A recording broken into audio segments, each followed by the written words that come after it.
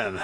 Well, I want to tell you something. I absolutely had no intention on making a video like this one, mostly because this is not the way to do things. We bought this house over 25 years ago, and at the time, this is obviously the utility room, and we're downstairs in what would be the basement.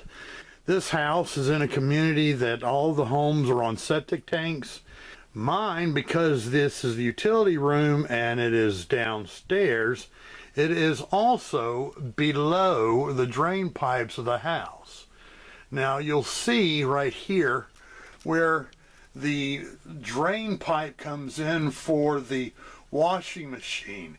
It is obviously well higher than what is normal. Normally the drain pipe is somewhere below all the outlets and faucets, and it just drains off the side and it's no big deal. As far as the lift goes for the water, you're only lifting that water 2 to 3 feet up to get to the drain.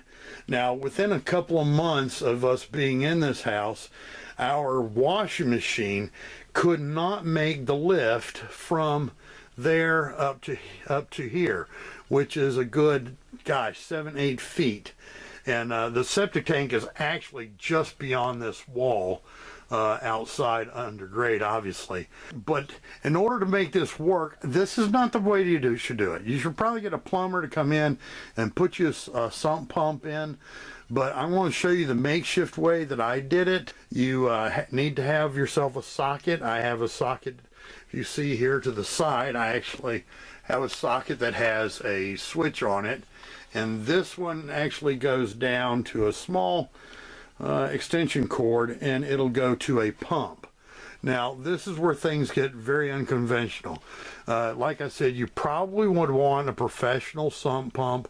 That way, when the pump, if it gets filled, in other words, if the pump itself quits, then the tank itself will be set up on some sort of sensor to turn the washing machine off. So mine's not that sophisticated. This is the redneck way of doing something, and it's worked for 25 years.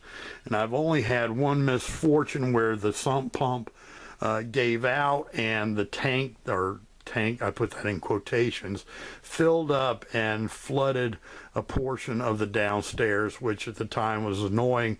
And unfortunately, my mother, who went to be with the Lord a few years ago, she was very upset, thought it was her fault, and it wasn't. That it could have happened when we were here. But anyway, I want to show you what I do in order to make this work. And like I said, I'm not suggesting anybody else do it, but I'm just showing you what I do. We'll take it from there. If you want to get yourself a large trash can, one with wheels. I'm actually inserting this after I did the original, and I wanted to make sure that everybody was understanding this. This is a 45-gallon Rubbermaid trash can. Now, the reason why I wanted to insert this here is 45-gallon is perfectly fine for mine. Washer, truthfully, our washer is a very large capacity.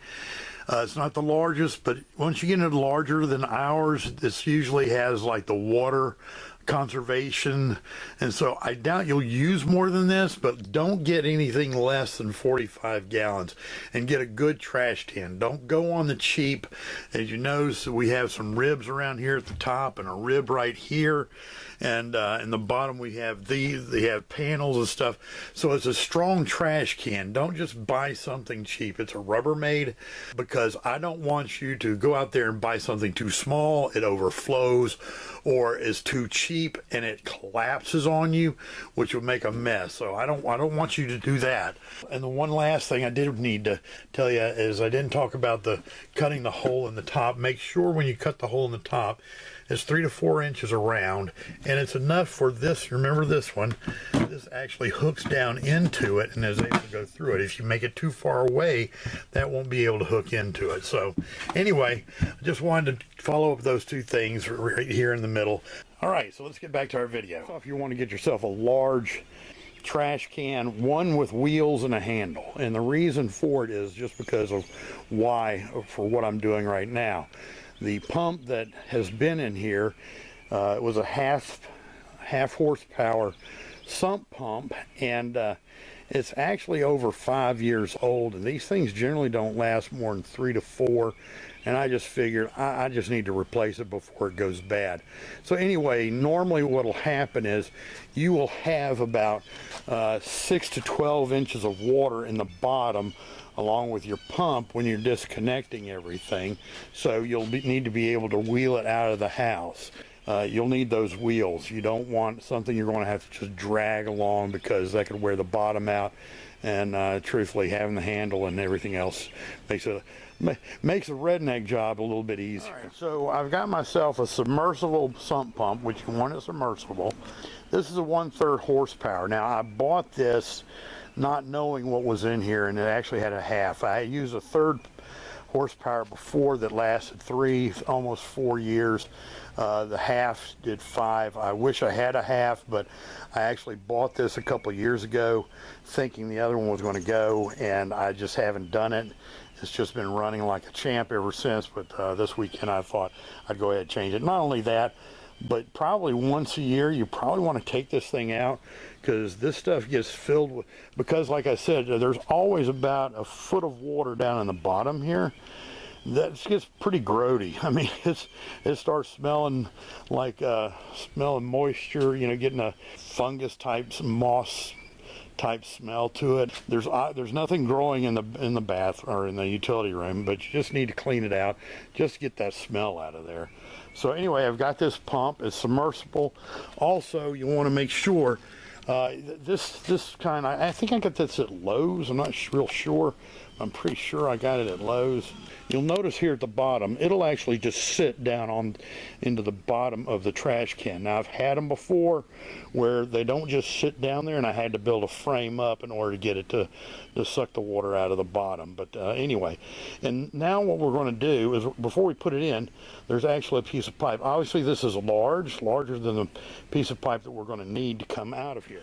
All right, so to give you an idea of the configuration, we have, this is the hose. This is like the normal hose that comes out of the back of the wash machine. I actually did have to extend it, so I used got a hose just like it and then extended it.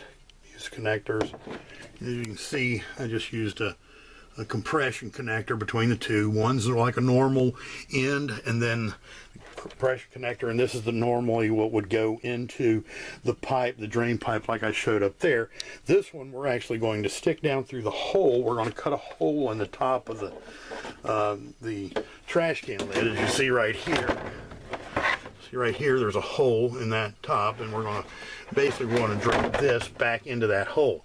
Now this hose right here, this looks like a garden hose, actually is a garden hose because I wanted that connection. And then I got another piece of rubber tubing, did another compression, as you can see, just the regular little, like an automotive hose clamp, both to here and to here. And then we have another one of these, like the normal type, that'll go all the way up and hooks into the drain pipe. So obviously we got a few things going on here. So now what we have to do is we have to connect this piece of drain connection to the sump pump. Okay, so we needed several connections in order to make this work.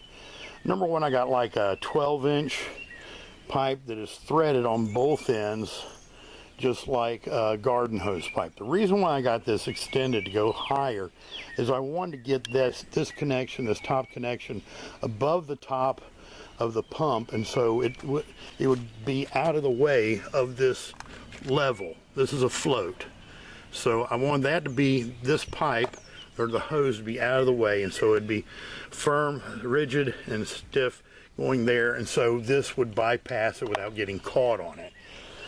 And then I got another female to male for this. I think it's about 2 inches to fit in this connection here. So you needed 2 inches down there, so that's male to female there. So we have this, which is male to male. Then you have a female to male going from the hose size to the 2-inch, and then a 2-inch to female to 2-inch male in order to make the connection into the sump pump. And now before I put this on, I'm going to dress it up with some nylon tape. Not that you really need it on this, because it should be pretty much tight enough. It's going to be underwater all the time anyway, so it doesn't really matter, but I like to do it anyway just to make sure all of it, but especially this end, you'll want it. But anyway, so that's what we're going to do before we put it all together. All right, so now we're going to put our pipes on, and first off, we're going to make sure that this float is moved over to the side. Now, obviously, like I said, we have the rigid pipe here to keep it from getting caught on it, but we don't want it on the back side where it could get caught between here and here. So make sure that this is on the front side of where you're putting this in. Now, I have a large pair of channel locks that I'll putting this in. You can use a wrench, however you want to do it, but channel locks probably work the best considering the size. This is ready to be put in the bottom of our sump tank or garbage can. And so we're going to wheel our garbage can on over or back into where it goes in the utility room and start putting this thing back together. It should be pretty easy, pretty fast. Okay, so we're going to put our trash can back in here with the handle forward. Don't forget to do that, or it's going to cause you trouble next time. And now we're going to connect that top hose, the actual hose fitting, to this, but we're going to fish it through the hole in the top so that it goes down through. So I want to do that real quick. Okay, so the hose is fished through the hole and ready to connect to our pump. Okay, so now we can set our pump down into the bottom of the tank here. It's down there in the bottom, and this is our cord that goes to it. Now here we go again. We've got that float. We don't want it to get obstructed by anything. The little wheel well coming into the can. It's kind of hard to see down in there, but now what we're going to do is we're going to take our electrical cord coming from the pump, and we're going to fish it through the inside of the hole out of the top. And make sure you get all the way pulled, so again, that's not going to get in the way of that level, that pump level there. So now we're going to close it up. And we're ready to start back, but I tell you what I want to do is I'm actually going to grab some Clorox here and pour it down into the bottom.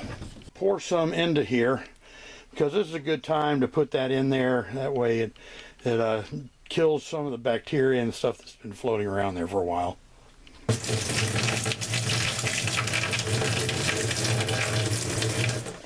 Not really worried about pouring too much in there. Can't have too much Clorox in there to clean that mess. All right, we've got our lid closed, and we can bring our filler hose from the back of the washing machine over and drop that down into here. Like I said, now your lift from the washing machine is about standard of where it would be anyway. So it'll fill into this sump pump tank, and when that float starts coming up and it's level, then it'll kick on and it'll start pulling the water out of this trash can through the green hose and then up into our drain up here. So like I said, this is not the way a professional would do it. I'm not suggesting that you do it this way, but if you're in a stump, you're in a tight spot, I mean, you can probably get the trash can, I don't know, 40, 50 bucks. The fittings that we're talking about, another $20, $30 a sump pump. I think I have close to, I think it was $169, $180 in the pump. So you're under $300 getting a sump pump, as opposed to digging up something and making something concrete. And like I said, this is not the way you would do something. So but anyway, it works for us, and we're set up now. All I have to do is plug it in. So now all we have to do is plug it in. Remember, this is our extension cord coming from up here, and we're set to go. All right, one last thing I did do this time that I've never done before, but I've always thought I should. I'm pretty good at keeping up receipts for things like this and car batteries, but I actually put my installation date there, 3/29/25. especially since I bought the pump a little over a year ago, maybe even 2 years ago. So I want to make sure that I'm keeping up with how long this pump's been in here and when I need another one. So now I'm just going to run a quick wash through here. There's nothing actually in there, but let's see what this thing does. Make sure it cycles through when we hear the pump turn on as water goes in. Well, I hope this works for you. If you need it, like I said, this is the Redneck's way of doing it. I wouldn't do it. This isn't a recommended way. I'm not saying any inspector, electrical, or plumbing person would say that this is a good method, but like I said, it's a Redneck way of getting it done. In a pinch, it works. Hope it helps. Thanks a lot. Bye-bye.